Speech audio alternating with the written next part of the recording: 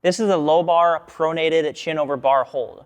So what this one looks like is I'll show it first and then we'll break it down from there. Holding this position for the prescribed amount of time.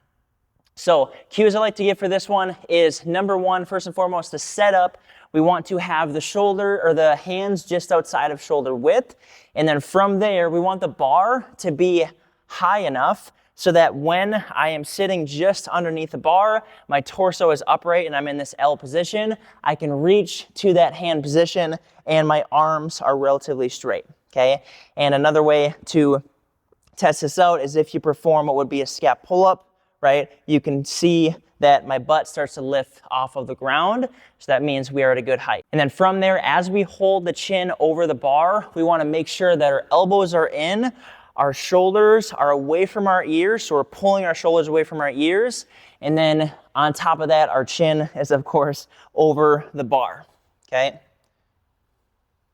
So a couple common faults with this one is, number one, the shoulders start to peel up, right? In other words, I start to begin to shrug. And what that means is that your upper back and lat muscles are giving up on you. So we wanna make sure we fight that as hard as possible. So as I'm holding above, if this starts to happen, right, you can see that I'm starting to shrug up. My elbows are starting to flare, right? We wanna make sure to fight that as hard as possible by holding down those shoulders and keeping those elbows in.